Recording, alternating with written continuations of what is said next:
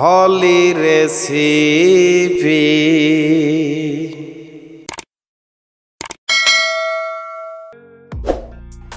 Hi viewers, আসসালামু আলাইকুম। হলি recipe channel থেকে সবাইকে স্বাগতম।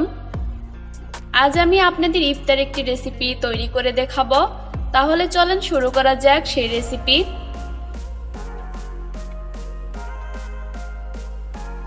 দেখতেই পাচ্ছেন এখানে আমি ডিম সেদ্ধ করে নিয়ে মাঝখান থেকে কেটে নিয়েছি।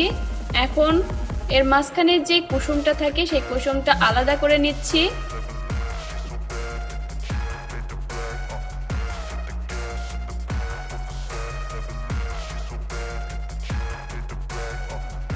যে সাদা অংশটা বাকি ছিল সেটা আমি টুকরো টুকরো করে নিচ্ছি।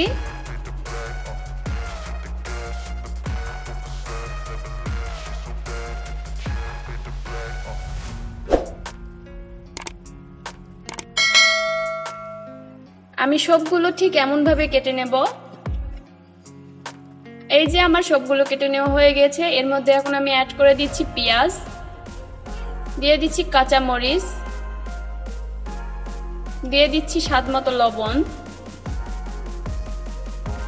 দিয়ে দিচ্ছি শুকনো মরিচের গুঁড়া 1 টেবিল চামচ, গরম মশলা দিচ্ছি 1 চা চামচ, হলুদ গুঁড়ো দিলাম 1 চা চামচ, দিয়ে দিচ্ছি বেসন 1/3 কাপ বেসন দিয়ে দিচ্ছি একটা ডিমের কুসুম,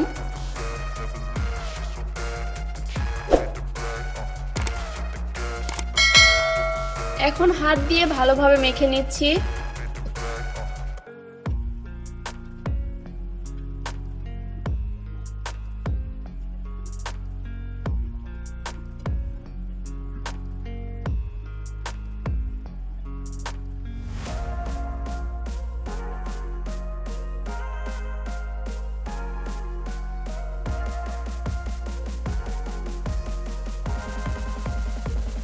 এই যে আমার মাখানো হয়ে গিয়েছে।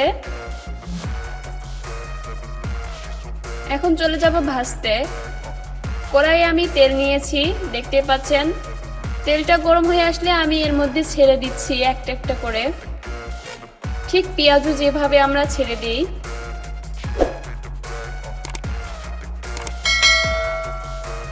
এখন আমি সামান্য একটু নেড়ে দিচ্ছি।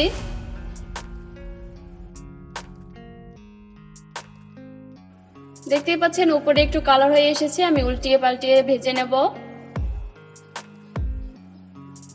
আমি উল্টিয়ে পাল্টিয়ে আমার পছন্দ মতো কালার আসা পর্যন্ত ভেজে নিয়েছি। এখন উঠিয়ে নিচ্ছি।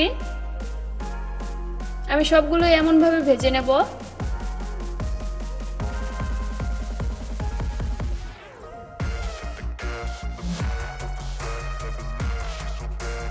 সবগুলো ভেজে নেওয়া হয়ে গিয়েছে। এখন আবারও একটা ফ্রাই প্যান বসিয়ে দিয়েছি। এর মধ্যে তেল দিয়ে দিচ্ছি, দিয়ে দিচ্ছি রসুন কুচি 2 টেবিল চামচ আমি রসুন কুচি দিয়েছি। এখন হালকা একটু ভেজে নিচ্ছি।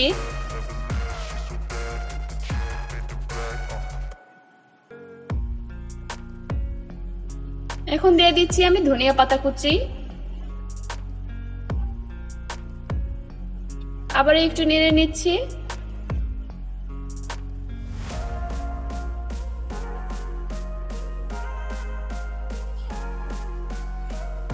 এরকম কালার হয়ে আসলে এর মধ্যে অ্যাড করে দিচ্ছি টমেটো সস। 2 থেকে 3 টেবিল চামচ টমেটো সস দিয়েছি। দিয়ে দিচ্ছি 1 টেবিল চামচ সয়া সস। এখন আমি সবগুলো ভালোভাবে নেড়ে নিচ্ছি।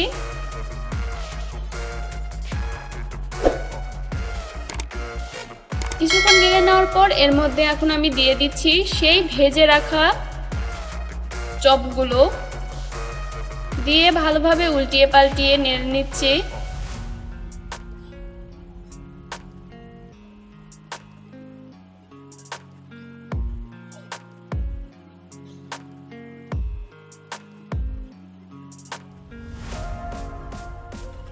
ভালোভাবে নেড়ে মিশিয়ে নেওয়ার পর দেখতে পাচ্ছেন গায়ে গায়ে সবগুলো সস লেগে গিয়েছে।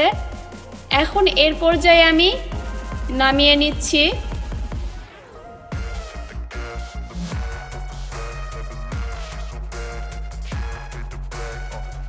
এই যে আমি নামিয়ে নিয়েছি আর পরিবেশন করে নিয়েছি, দেখতেই পাচ্ছেন কতটা মজা হয়েছে। দেখতেও যতটা মজা, খেতেও ঠিক ততটাই মজা। আপনারা চাইলে বাসায় অনায়াসে ইফতার রেসিপিতে এটা ট্রাই করতে পারেন। ভালো থাকবেন, সুস্থ থাকবেন। আল্লাহ হাফেজ।